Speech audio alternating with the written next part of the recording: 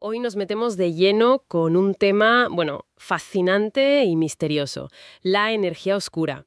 Tenemos aquí referencias, sobre todo de Wikipedia, para intentar aclarar un poco qué es esto que parece dominar el cosmos y que hace que se expanda cada vez más rápido.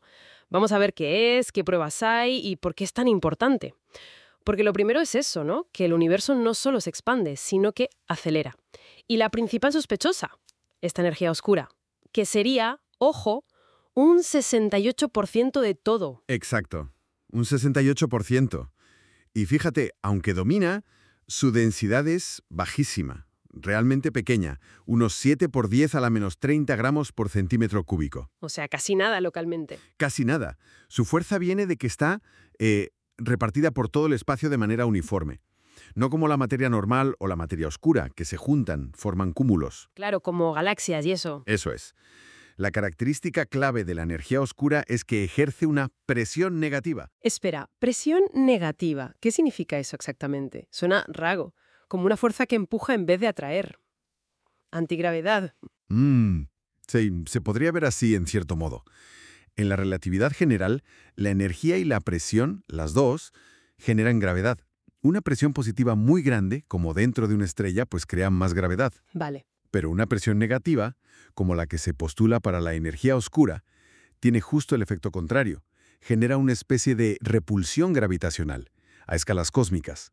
Y eso es lo que impulsa la expansión acelerada. Vale. Aceptamos que algo acelera el universo. Pero, ¿cómo se sabe? Quiero decir, medir eso parece increíblemente complicado. Pues la primera prueba así contundente llegó en 1998. Vino del estudio de supernovas muy lejanas. Las de tipo IA, ¿verdad? Y esas mismas se usan como candelas estándar, Ah, porque se supone que todas brillan igual intrínsecamente. ¿correcto? Entonces, si mides cómo de brillantes las vemos desde aquí, puedes saber a qué distancia están. Y con el desplazamiento al rojo, mides a qué velocidad se alejan. Entiendo. Comparas brillo aparente y velocidad de alejamiento. Exacto. Y lo que descubrieron los equipos que las observaban fue sorprendente. Vieron que las supernovas más lejanas estaban más débiles de lo esperado. Más débiles. O sea, Más lejos. Más lejos de lo que deberían estar si la gravedad estuviera frenando la expansión, que era lo que se pensaba. vaya. La única forma de explicarlo era que, en los últimos miles de millones de años, algo había empezado a pisar el acelerador cósmico. Fascinante. Pero, ¿es suficiente fiarse solo de las supernovas? Podría haber algún error, ¿no? A esas distancias. Buena pregunta. Y por eso es tan importante que haya más pruebas, que vengan de sitios distintos. Y las hay. Una muy fuerte viene del fondo cósmico de microondas, el CMB. La radiación fósil del Big Bang. Esa misma. Sus propiedades, sobre todo cómo varían las pequeñísimas fluctuaciones de temperatura de un punto a otro del cielo, nos dicen algo clave sobre la geometría del universo. ¿Y qué nos dicen? Pues nos dicen que el universo es plano, geométricamente plano. Plano. ¿Y eso qué tiene que ver con la energía oscura? Mucho.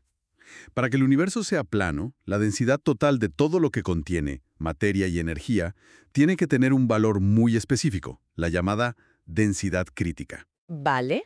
Pero si sumas toda la materia que vemos, estrellas, gas, etc., y toda la materia oscura que sabemos que está ahí por su gravedad, Que no es poca, ¿eh? no, es como un 27%. Pero aún así, sumando materia normal, un 5%, y materia oscura, 27%, solo llegamos más o menos al 30% de esa densidad crítica necesaria para que sea plano. Falta mucho. Falta un 70%. Y ahí es donde encaja la energía oscura. Aportaría justo esa cantidad que falta para que las cuentas cuadren y el universo sea plano. Además, cómo se distribuyen las galaxias a gran escala, la estructura a gran escala del universo, también apoya esta idea de 70% energía oscura, 30% materia. O sea que varias líneas de evidencia apuntan en la misma dirección. ¿Sí? E incluso hay, indicios más recientes. Por ejemplo, datos del instrumento DESI, publicados en marzo de 2025. ¿Ah, sí? ¿Y qué dicen? Pues sugieren, aunque todavía con cierta cautela, que la densidad de la energía oscura podría no ser perfectamente constante. Quizás esté disminuyendo, muy lentamente con el tiempo. Anda. Eso lo complica aún más, ¿no? Añade otra capa de misterio, desde luego. Vale. La evidencia parece robusta. Pero entonces, la pregunta del millón. ¿Qué narices es la energía oscura. ¿Tenemos alguna teoría sólida? Sigue siendo uno de los mayores enigmas de la física fundamental, sinceramente.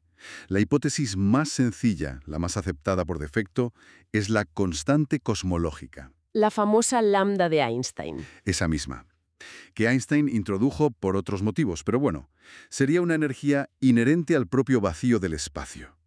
Una propiedad intrínseca del espacio-tiempo, constante en todas partes y en todo momento. Suena bien, ¿no? Elegante. Pero creo que aquí viene un problema gordo con la física cuántica. Exacto. Aquí es donde la cosa se pone peliaguda. Nuestra mejor teoría sobre el mundo subatómico, la teoría cuántica de campos, predice que el vacío no está vacío, que tiene energía. Vale, hasta ahí bien. El problema es el valor que predice.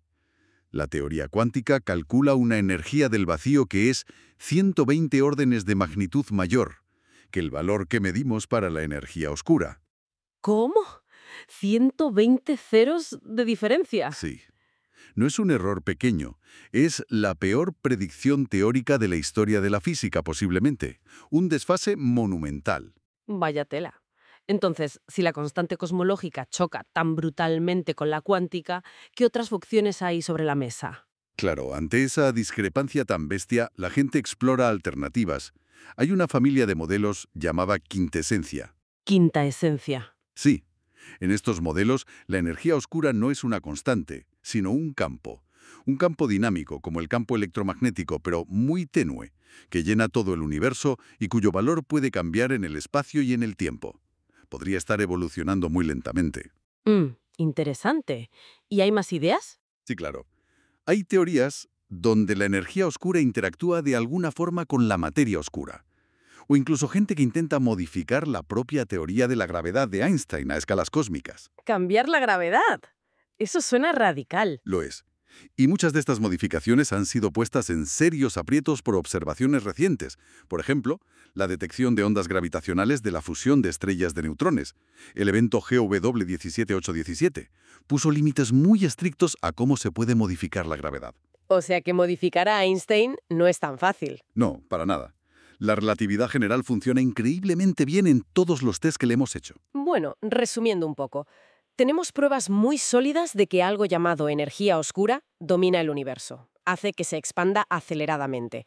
Las supernovas, el fondo cósmico, la estructura a gran escala, todo apunta ahí. Correcto. ¿Podría ser la constante cosmológica a pesar de ese problema gigantesco con la cuántica? ¿O podría ser algo más, dinámico, como la quintesencia? Pero la realidad es que, fundamentalmente, no sabemos qué es. Exactamente esa es la situación. Y entender su naturaleza es crucial, absolutamente clave. Porque de qué sea y cómo se comporta la energía oscura, depende el destino final del universo. Claro, el futuro del cosmos. Si es una constante cosmológica, lambda, pues el universo se expandirá para siempre, cada vez más frío, más vacío, hacia una muerte térmica. Un final frío y oscuro. Sí. Pero si la energía oscura resulta que aumenta su densidad con el tiempo, por ejemplo, podríamos ir hacia un Big Rip, un gran desgarro. ¿Un desgarro? Sí, donde la expansión acelerada se vuelve tan violenta que acaba desgarrando todo. Cúmulos de galaxias, sistemas solares, planetas, incluso los átomos. ¡Qué panorama! Y si disminuye o cambia de signo, bueno, pues otros escenarios se abren. Quizá un futuro colapso, un Big Crunch o incluso un universo cíclico. Así que conocerla es conocer nuestro futuro a lo grande. Totalmente. Y nos deja pensando, si esos indicios recientes de que la energía oscura podría estar cambiando, aunque sea muy lentamente, ¿qué significa eso? Significa que las leyes físicas, las constantes que creíamos fijas, quizá no lo son tanto. Se está reescribiendo el guión del universo sobre la marcha. Ahí queda la reflexión.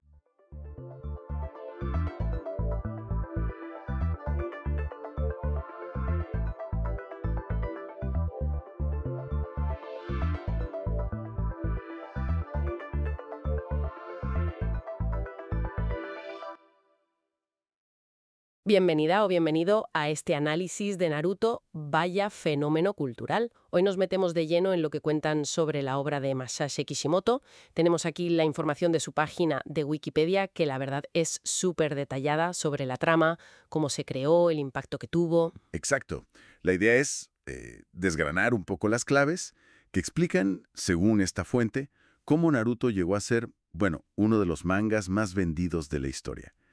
Vamos a sacar lo más interesante, lo más sorprendente que se cuenta ahí. Vale, perfecto. Pues a ver, el punto de partida que describe la fuente es el que todos conocemos, ¿no? Ujú. Naruto Utsumaki, el chico este rechazado porque lleva dentro al demonio zorro de 9 colas. El Kyuubi, sí. Eso. Y su sueño de ser Hokage para que la gente lo reconozca. Y bueno, la historia se divide en dos partes grandes, siguiendo su crecimiento. Sí, la fuente organiza la parte 1, que son los volúmenes 1 al 27, pues, en torno a su entrenamiento inicial. El equipo 7 con Sasuke, Sakura, Kakashi. Claro. Las primeras misiones, los exámenes Chunin, Orochimaru. Pero fíjate, el texto ya señala ahí temas importantes como la rivalidad, la pérdida, con la marcha de Sasuke, que es un momento clave. Y luego la parte 2, volúmenes 28 a 72. 2 años y medio después. Y aquí es donde se pone la cosa intensa. Sí. La Wikipedia lo enmarca en la lucha contra Akatsuki, la búsqueda de Sasuke que continúa, pero recalca cómo se mezcla todo. Revelaciones del pasado, una guerra mundial ninja. Se notó una madurez en los temas, ¿verdad? Totalmente. Y es interesante cómo la fuente explica que Kishimoto no llegó a este mundo ninja así de golpe. Ah, no. No, menciona un trabajo anterior, Karakuri, y una versión inicial de Naruto donde el prota era chef. ¿Un chef? Enseño. Sí. O sea que le dio vueltas, ¿eh? Exploró varias ideas antes de decidirse por el mundo shinobi. Incluso pensó que Naruto se transformara en zorro, literalmente, pero lo descartó. Qué curioso. Y ese proceso se ve también en el mundo que creó. La fuente dice que Konoha, la aldea, se inspira en Okayama, su tierra natal. Ajá, Y señala esa decisión de Kishimoto de meter cosas modernas, como tiendas, pero sin pasarse, sin armas de fuego complejas ni vehículos, para mantener esa atmósfera especial. exacto. Y esa atmósfera, además, está llena de referencias culturales. El texto lo destaca mucho. Habla de mitología japonesa. Como lo del zorro, ¿no? Los kitsune. Eso es, los kitsune, que encaja muy bien con Naruto, y nombres de técnicas basados en dioses Shinto. Y también, ojo, valores confucianos. La fuente subraya cómo todo esto le sirve para explorar temas como la aceptación, la amistad, la venganza, El ciclo de odio. justo, y el impacto de la guerra. Lo conecta con las historias que le contaba su abuelo sobre Hiroshima, algo que el propio Kishimoto ha comentado. Tiene sentido. Y sobre los personajes, la fuente también da pistas de cómo los creaba. La idea de equipos equilibrados, ¿no? Que cada uno fuera bueno en algo y no tanto en otra cosa. Sí, buscando ese balance. Pero me llama la atención una cosa que recoge el texto. Dice que a Kishimoto le costaba escribir sobre romance. Y sin embargo, afirma que la relación Naruto-Hinata estaba planeada desde el principio. Explica por qué. A ver, no entra en el porqué exacto de esa, digamos, dificultad personal frente a la planificación, pero sí recalca que tanto esa relación como la pelea final entre Naruto y Sasuke fueron decisiones tomadas muy al principio, Vaya. lo que sugiere que para él eran pilares de la historia a largo plazo, aunque le costara desarrollar ciertos aspectos como el romance. Entendido. Y bueno, esos pilares sostuvieron un éxito brutal. La fuente da cifras que marean. 250 millones de copias vendidas en todo el mundo. Una barbaridad. Y es notable que mencione su presencia constante en listas como la del New York Times en Estados Unidos. Eso indica que pegó fuerte fuera de Japón también. Muchísimo. Y la expansión a otros medios, que el texto detalla muy bien. 2 series de anime, más de 700 episodios entre las dos. Madre mía. 11 películas, novelas, videojuegos que han vendido más de 35 millones. Vamos, un fenómeno transmedia total. El artículo lo refleja perfectamente. Claro. Y sobre cómo se recibió, la fuente da una visión bastante equilibrada, me parece. Por un lado, muchas alabanzas al desarrollo de personajes, las tramas, la acción. Sí, eso en general gustó mucho. Pero por otro, también recoge críticas. Que si las peleas a veces alargaban mucho la historia. Y debates sobre los roles de género, que algunos análisis ven como muy tradicionales. Es verdad. Eso también se menciona.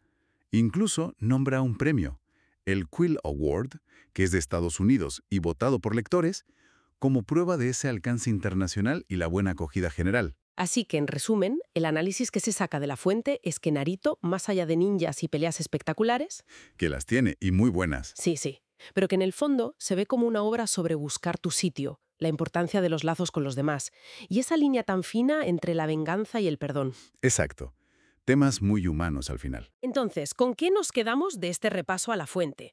Pues parece que detrás del exitazo y la acción, el texto sugiere que Naruto conectó tan fuerte porque hablaba de cosas universales: superar el rechazo, buscar que te acepten, la amistad. Sí, yo creo que esa es la clave que apunta a la fuente.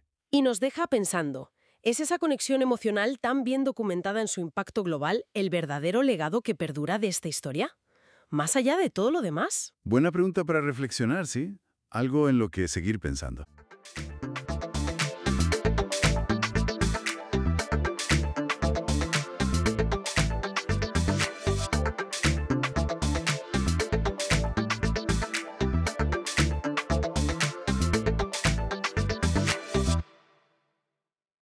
Hoy exploramos Groenlandia, ¿eh? La isla más grande del mundo.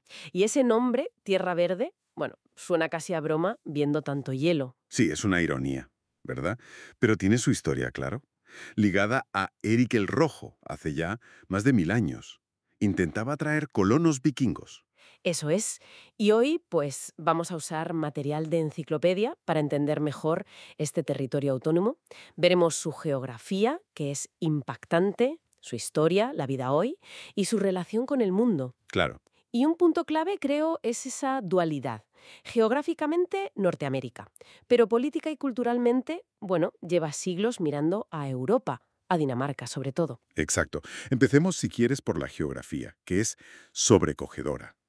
No es solo la isla no continental más grande, es que el 81% 81%. es una capa de hielo gigantesca. La segunda reserva de hielo más grande del planeta, solo por detrás del Antártido. Ahí está también el punto terrestre más al norte, ¿no? La isla Kazekluben. Y volviendo al nombre, ¿de verdad fue solo marketing de Eric el Rojo? Principalmente sí. Fue una estrategia, aunque quizás en el siglo X, pues, las costas del sur fueran un poquito más verdes que ahora. Pero vamos, lo crucial hoy es que esa masa de hielo funciona como un termómetro del planeta. Y se está calentando rápido. Mucho. El deshielo se ha disparado, sobre todo desde los años 80. Mira, ha habido eventos muy bestias. Sí, he leído algo. ¿Llegó a llover en la cumbre del hielo? Es que suena increíble. Pues sí, totalmente. En 2021 llovió en la cumbre por primera vez desde que hay registros, y tuvimos deshielos masivos en 2012, 2019. Esto ya no es anécdota, ¿sabes? Contribuye de forma medible a la subida global del nivel del mar. Claro. Y lo preocupante, a ver, es que si la temperatura global sube entre 1,7 y 2,3 grados, podríamos pasar un punto de no retorno. O sea, que el casquete de hielo desaparezca a largo plazo. ¿Y qué implicaría eso, además de que suba al mar? Pues podría alterar gravemente la circulación oceánica del Atlántico, la AMOC, esa corriente que lleva calor y regula el clima en Europa y Norteamérica. Las consecuencias serían, bueno, enormes. Uf, un futuro complicado. Pero este sitio tan extremo también ha marcado su historia. Antes de los europeos estaban las culturas paleo-inuit. Sí, los Akak, los Dorset, gente adaptadísima a un frío brutal. Luego en el 986 llegaron los nórdicos con Eric el Rojo y montaron colonias que duraron casi 500 años. Pero desaparecieron en el siglo XV. ¿Se sabe bien por qué? Bueno, se cree que fue una mezcla de cosas. La pequeña edad de hielo, que enfrió todo mucho. Y también, ojo, el posible declive del comercio de marfil de Morsa. Ah, era importante para ellos. Era clave. Pero empezó a competir con el marfil de elefante que llegaba a Europa por otras vías. Y justo antes de que ellos desaparecieran, hacia el 1300, llegó desde Canadá otra gente, la cultura Thule, los antepasados directos de los inuit de hoy. Y pasaron siglos hasta que volvieron los europeos. Exacto. En 1721, con un misionero dano-noruego, Hans Egede. Y a partir de ahí, pues Dinamarca se asentó. Pasó de ser colonia a parte de Dinamarca en 1953. Luego autonomía interna en 1979 y ya en 2009 autogobierno ampliado. Y un dato importante, se reconoció al pueblo groenlandés bajo el derecho internacional. Vale. Y esa autonomía nos trae a la Groenlandia actual, aún ligada a Dinamarca, pero con gobierno propio. Así es. Tienen su parlamento, el Inatsisartut, y su gobierno, el Naalakkersuisut, aunque defensa y política exterior la sigue llevando Copenhague. La población es muy pequeña, ¿eh? Unos 56.500 habitantes. Poquísima gente para tanta isla. Poquísima. Casi todos son inuit groenlandeses y viven en la costa suroeste, lejos del hielo. Y la cultura es una mezcla interesante, ¿verdad? Su idioma propio, el groenlandés, es el único oficial desde 2009.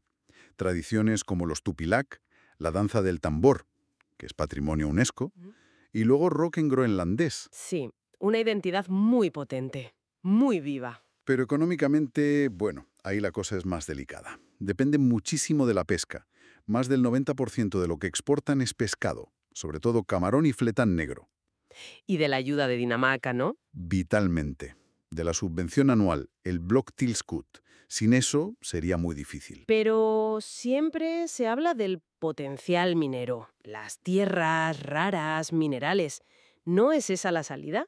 A ver, ese es el gran debate. ¿Potencial? Hay, sí, pero sacarlo es carísimo. No hay infraestructuras y el impacto ambiental en un sitio tan frágil pues preocupa mucho. De hecho, en 2021 prohibieron buscar más petróleo o gas. O sea que no es tan fácil como parece. No. Hay quien dice que esa riqueza mineral es casi un espejismo geopolítico. Suena bien, pero la realidad económica a corto plazo es otra. Y no olvidemos la base espacial de Estados Unidos, Pitufik. Eso también pesa en la geopolítica. Claro. Y socialmente también hay contrastes, sin duda. Tienen derechos LGTBQ+ muy avanzados, como Dinamarca, pero también afrontan problemas serios, tasas altas de suicidio, alcoholismo. Y luego está ese tema histórico tan duro que salió hace poco, de la anticoncepción forzada a mujeres inuit en los 60 y 70. Uf, complicado. Entonces, para ir resumiendo, Groenlandia es, bueno, una tierra de extremos geográficos brutales, modelada por el hielo, por la historia, por migraciones. Tiene una cultura única y una relación muy compleja con Dinamarca, entre autonomía y dependencia. Y todo bajo la sombra cada vez más grande del cambio climático. Exacto. Y eso nos deja con la pregunta final, ¿no? Una reflexión abierta. A ver, Groenlandia está en un sitio estratégico, en un Ártico que se derrite y abre rutas, recursos. Tiene más autonomía, interesa a potencias como Estados Unidos, China. Entonces, ¿qué futuro va a elegir Groenlandia? Claro. Buscará la independencia total, aunque sea arriesgado económicamente.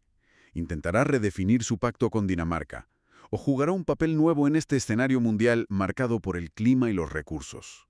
El camino que elijan, bueno, definirá su siglo XXI.